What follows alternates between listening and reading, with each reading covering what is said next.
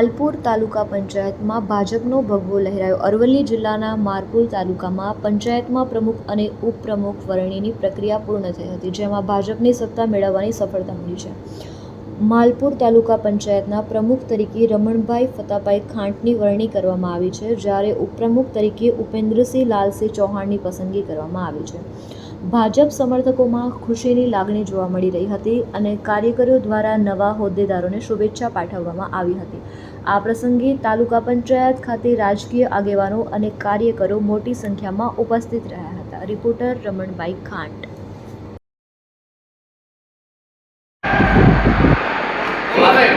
માલપુર તાલુકાના ભારતીય જનતા પાર્ટીના પ્રમુખ તરીકે મારી ભરતી કરવામાં આવે છે એ બદલ હું ખૂબ ધન્યવાદ માનું છું.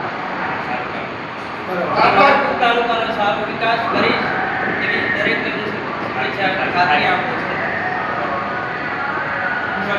આજ મારી જે બે